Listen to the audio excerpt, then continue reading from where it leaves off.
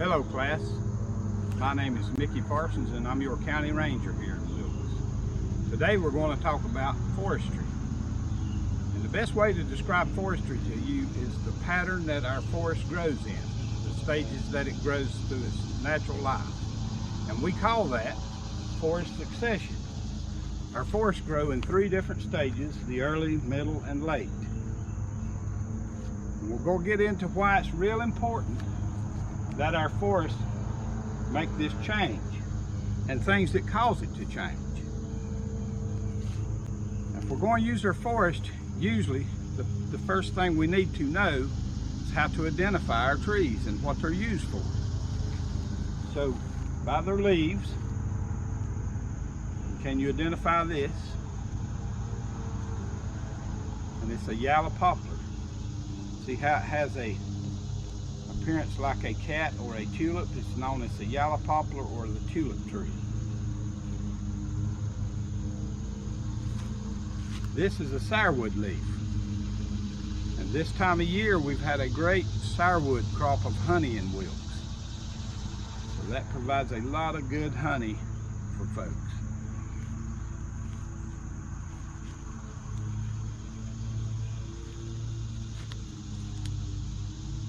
Many of you will recognize this as a holly, American holly, and we use it for Christmas decoration. And then in making musical instruments, the white wood you see in the instruments is usually made of holly wood because it will not take stain, so they can stain the instrument and that wood will stay white. So when you see those little bands of white wood in your instrument, that's where it comes from, the holly tree.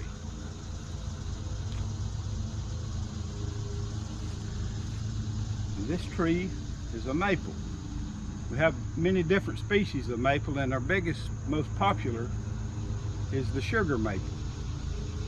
The sugar maple is where we get maple syrup from. You might notice that it's the emblem for the flag on Canada, with Canada. Then another way that we identify trees is by their bark. Different patterns of bark.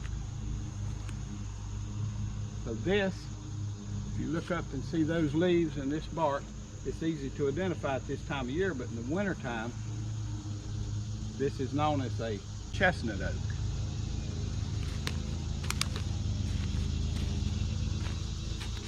This tree is a white pine. This is a black oak. See the big leaves up there? And it's in the red oak family. There's 2 families of oaks, the red and the white. You have pure white oaks and your chestnut oak, so those 2. And then you have in the red oak, you have southern red, the black oaks, northern reds, scarlet oaks.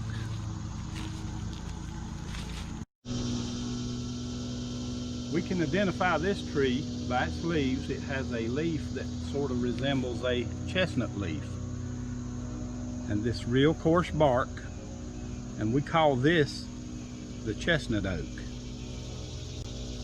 It's in the white oak family, and there's only 2 trees in the white oak family that I know of, and that's the white oak and the chestnut oak. This tree is called the tulip tree or the yellow poplar tree.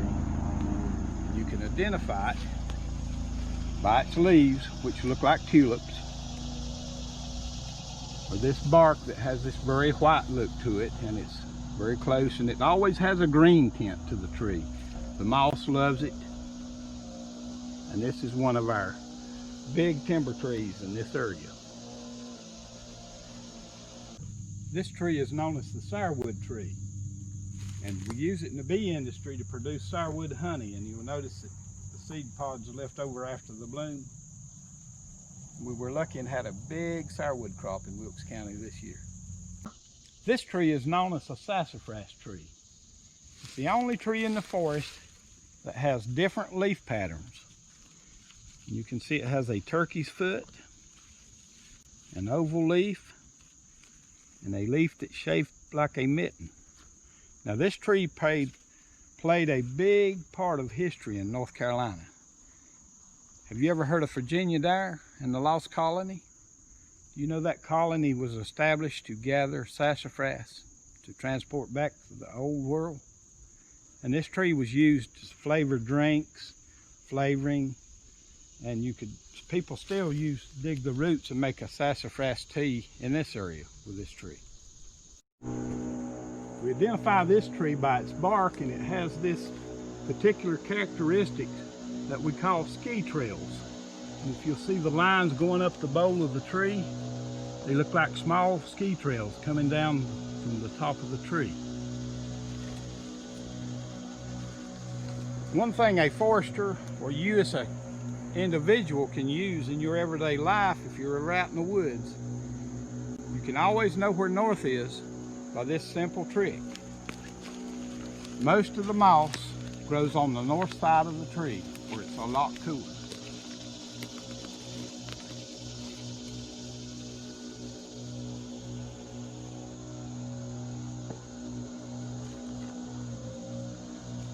So if you're out hiking and get lost, you can always tell where north is by the moss that grows on the tree, that grows way up the tree.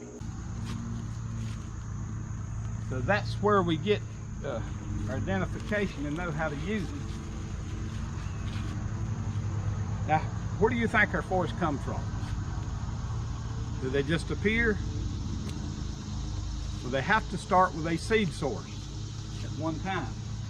And here's some of the seeds we have. This is a loblolly pine seed. And this cone, if we plant it, it's not a single seed, so we don't plant that, but if you see in the openings here, this would have opened if it stayed on the tree and released several seeds out through the forest. So that's where we get that. But now seeds have at different shelf lives. Pines usually have a 1-year shelf life. And talking about the yellow poplar, it produces a little wing seed, and the seed off of this tree can last up to 9 to 10 years. The helicopter seed you see comes from that tree and this tree, the maple tree. So they have a lot longer shelf life. And white pines, they only produce a seed about every 7 years. So we have to rely on nurseries sometimes if we want to reestablish that tree in the forest. And then we have what we call stump sprouts. And if you look around the forest here, you'll see how big the butts on these trees are, the base of them. See this? Here's a good indicator. This tree came from a stump sprout. In 1989, we had a storm that came through this area that was known as Hurricane Hugo, and it knocked all our forest down. And while we're on that subject, let's talk about what can remove a forest. You know what can remove a forest? Hurricanes, volcanoes, right? Mount St. Helens removed miles and miles of forest out west. Fires, harvesting, land clearing, right? When we clear land for houses, agriculture, and then we have insects. Now, of all those I just described, what do you think removes more forest every year in the U.S.?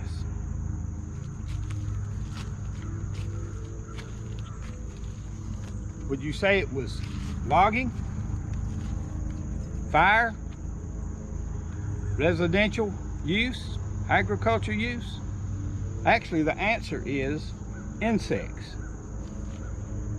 This is a bug killed out west, and each year insects destroy millions of acres of forest in the U.S.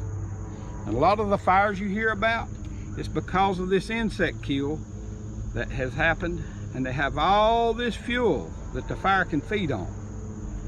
And one of our firefighters was out west a few years ago, and you see the dark charring here. They had had a fire there earlier. So that's where a lot of it comes from. I personally have been on fires that burnt 40,000 acres in one day. That's hard to imagine, isn't it? Our average logger in Wilkes County, if he could cut if he could cut 1,000 acres in a year, he would be doing a big job. So it would take him 40 years to cut this forest down. Now, if he started at point A and worked his way around and come back to point A when he got through, what would be there again? Another forest, wouldn't it? Because of the natural regen that takes place, or the tree planting. Our forests provide a great buffer and a cover to prevent erosion. And the buffer prevents erosion from entering the streams. You know, the #1 water pollutant we have in North Carolina is soil. And that's caused sometimes by poor logging, poor agricultural practices, and a lot of land clearing. So if it's done right, agriculture and logging, land clearing, all can be done. And we call that the best management practices, if you follow those guidelines to prevent the pollution from entering the water system.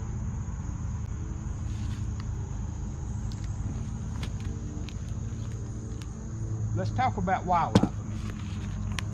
The deer there. We have on the poster, we have deer and turkey and rabbits, squirrels, owls. Do you think if we had just one stage of succession, the late succession, we would have as much wildlife? We wouldn't, because most of our wildlife depends on all three stages of succession. If you'll notice that the deer feeds in the early succession. When the deer has young, where do they keep their young? Where's the nursery? It's in the middle succession, so they can hide. And then also in the late succession here, deer love the hardwood mass, the acorns and stuff. So they rely on all three stages of succession there. The owl, you think he would have as much food if he stayed here in the late succession? Where does he go to get most of his food? He might live here, but he goes in the early succession where the mouse and the snakes and the lizards are, where he can see them. Now the squirrel, he can depend a whole lot on late succession. But we often see him out in the early succession, don't we? And he's over there hunting all that mass, that seed source that gets blown by the wind over into the early succession. So if we didn't have that change, we would lose a lot of numbers of our wildlife, because it wouldn't be able to support. The late can't support as much as all three stages. So it's very important that we have that.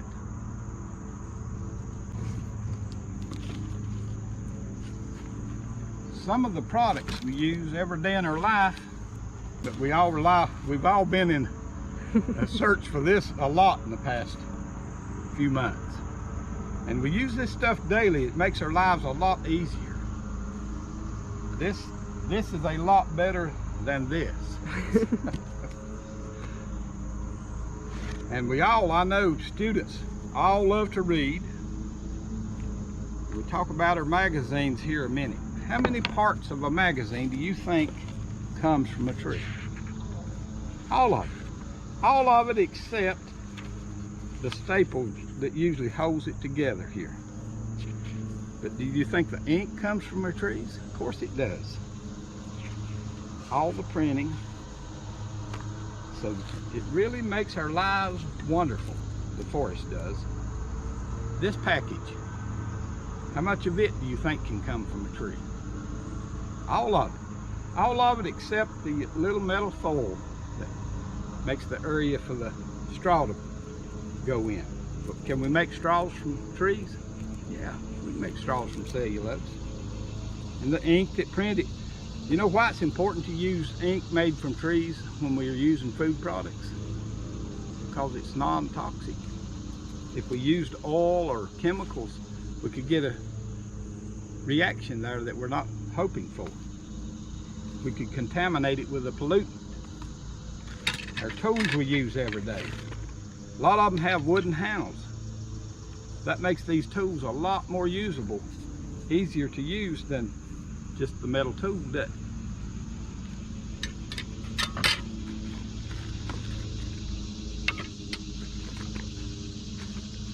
I know this is everybody's favorite tool at school. And our pencils come from wood, and a lot comes from a pencil. Just almost everything in our lives, somebody used a pencil at one time to scratch down the ideal and work through it to make it a working product. And this is every school child's favorite product that they're always banned from at school. Did you know that gum comes from a gum tree? And the flavoring, different flavorings, come from trees?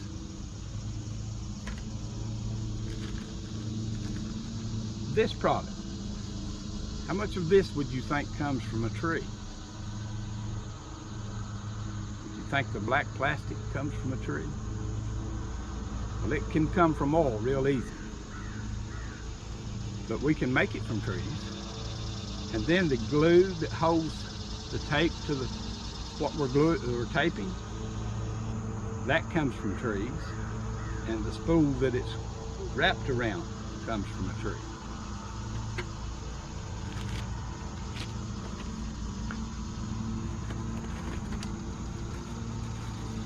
So it's very important that we use our forest wisely and we keep them sustainable. The houses we live in, they all have a lot of tree in them. Usually just a brick veneer and maybe an asphalt roof, shingle roof, or a metal roof is all that's not made up of trees in the concrete in the footer of the foundation. A lot of species of fungi rely on the forest. This fungi is known as a turkey tail mushroom. You can see it's coming up from a stump, and it has a lot of medicinal purposes. That's about it.